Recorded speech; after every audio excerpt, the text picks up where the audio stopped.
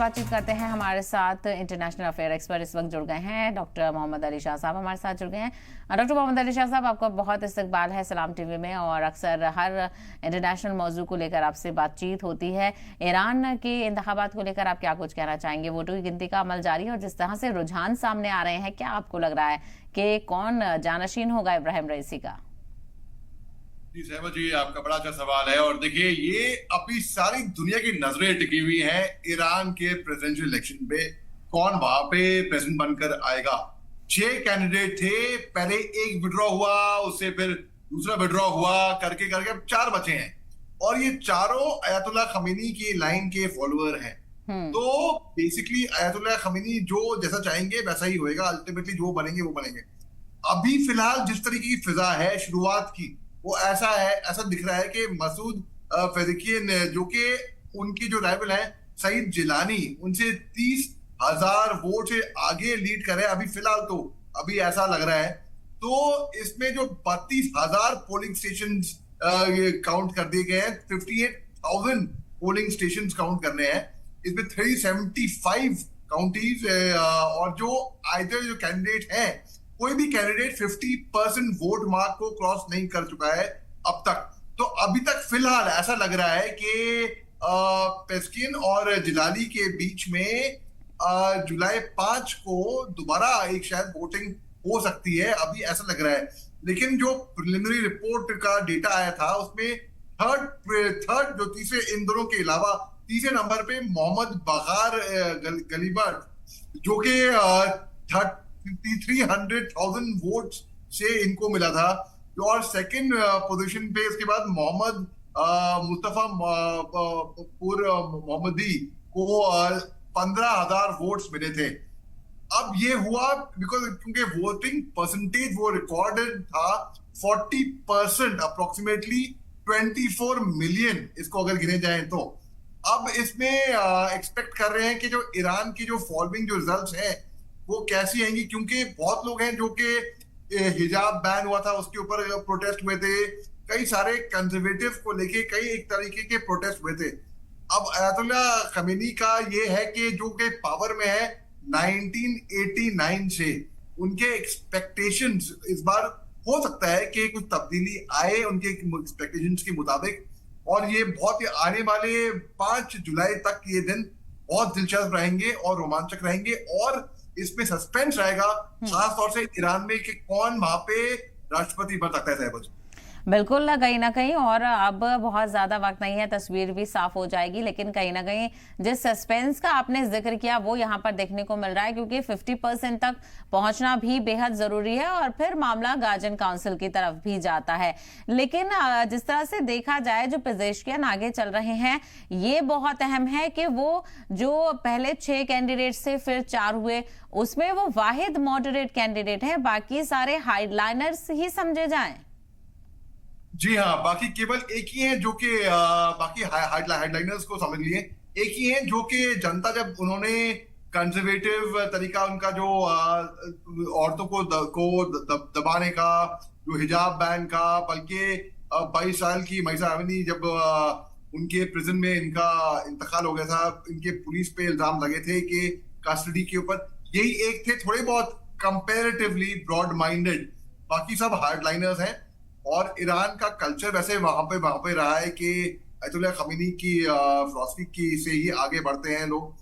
अब मगर सईद जिलानी जो है, जो कि बेस्ट नोन है कि चीफ न्यूक्लियर नेगोशिएटर हैं ये, और ये अब्रॉड रहे थे 5 साल, सन 2007 के लेके।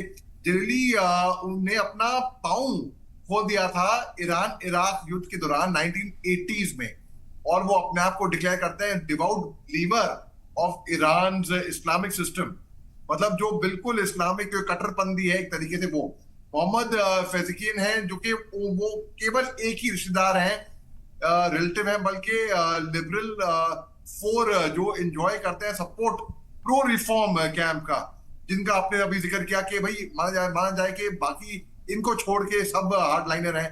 पेज़ेश्कियान का वो क्रिटिसाइज हुए थे इस्लामिक रिपब्लिक से, क्योंकि उनका लैक ऑफ ट्रांसपेरेंसी था मासा अमनी केस के ऊपर। और जब एक यंग ईरानी कुर्दिश लेडी जो कि जब इनका इंतकाल हो गया था, तब यही एक सामने निकल कर आए थे। थोड़ा बहुत इन्होंने एक मेच्योर स्टांस लिया था, बाकी सब हार्डलाइनर्स थे इसमें। जी, सही जिलानी को मिला के।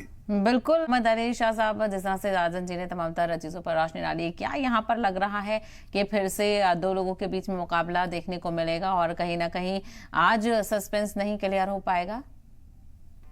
जी, देखिए, रात के 12 बजे के बाद ये काउंटिंग तो रुक गई थी और रुकी थी। अब आप देखिए, 1979 से लेके अब तक 2021 में 48% के लोगों ने वोटिंग की, जो कि लोएस्ट टर्नआउट रहा था अब तक। अब यहाँ पे ईरान को खासतौर से रिफॉर्म्स की बहुत सख्त जरूरत है और लोग वहां पे पक चुके हैं, तंग हो चुके हैं वहां पे ये कट्टरपंथी से। तो जो इनिशियल रिजल्ट्स हैं, जो कि वो हो सकता है कि आज इंटीरियर मिनिस्ट्री उनकी अनाउंस कर दे। अब प्रेसिडेंट इब्राहिम रियासी के बाद, जो कि जब वो हेलीकॉप्टर क्रैश में उनका इंतकाल हो गया था, तब देखिए जो चार हैं अलग अलग आइडियोलॉजी के हैं, लेकिन जो चार कंटेंडर, जैसे कि मैं आपको पहले बताया कि वो conservative Mohammad Bagher Ghalibaf, hardliner Jalili, centrist Pezeshkian और कंजर्वेटिव मुस्तफा पोर मोहम्मदी। अब इसमें देखिए पेस्केसियन में से 5.9 मिलियन तो अभी इसमें से काउंटिंग 14 मिलियन में से 14 मिलियन वोट्स में से 5.9 मिलियन इनकी तरफ को अभी तक फिलहाल इनिशियल जा रहे हैं, और जलीली के पास 5.5 मिलियन जा रहे हैं इनिशियली। तो लीड तो पेस्केसियन यही कर रहे हैं अभी फिलहाल। तो ऐसा लग रहा है कि वो सस्पेंस, हालांकि हम कुछ कह नहीं सकते अंत तब क्या हो जाए। वोटिंग की शुरुआत में हिंदुस्तान ने भी अभी वोटिंग देखी थी, तो हमने बायपोल्स भी देखी, हमने फिर वोटिंग करने देखी 2 तारीख को, 4 तारीख को, और फिर उसके बाद फिर सस्पेंस क्रिएट हुआ था। तो बस ठीक उसी तरीके से ईरान में, लेकिन मेरा ऐसा मानना है ईरान को अभी इस टाइम पे कट्टरपंथी नहीं, इनको रिफॉर्म की सख्त जरूरत है। अब मैं आपको एक हल्का एग्जांपल देके समाप्त करूंगा। जैसे कि सऊदी अरेबिया में एक टाइम पे बहुत ही ज्यादा कट्टरपंथी थी सऊदी अरेबिया में। 90s में मैं रहा था सऊदी अरेबिया में, तो मैं देखा था कि बहुत ही ज्यादा कट्टरपंथी थी। बिना हिजाब के, बिना अभाया के लेडीज बाहर नहीं जाया करती थी। सला टाइम पे मस्जिद में ही होना था। आपको वहां पे मुतव्वा, जो कि रिलीजियस पुलिस होती थी, वो आपको आके पकड़ लेती थी। तो कई बिना मेहराम के, यानी कि हस्बैंड, बेटा या भाई या उसके साथ आप कोई भी महिला, कोई खवातीन बाहर नहीं निकल सकती थी। लेकिन प्रिंस सलमान ने काफी रिफॉर्म्स करे हैं सऊदी अरेबिया में, और टूरिस्ट वीजा तो खैर था ही नहीं वहां पे सऊदी अरेबिया में, तो वो भी अपनी इकोनॉमी को बढ़ावा दे रहे हैं, वैसे ही जैसे सऊदी अरेबिया ने किया उसी राह पे मैं बिल्कुल। और जो सदर यहाँ पर चुना जाएगा वो किस तरह के फैसले लेकर आएगा, ये देखना भी बेहद अहम होगा। आप दोनों मेहमानों का बहुत शुक्रिया इस हवाले से इस चर्चा में शामिल होने के लिए, अपना कीमती वक्त देने के लिए।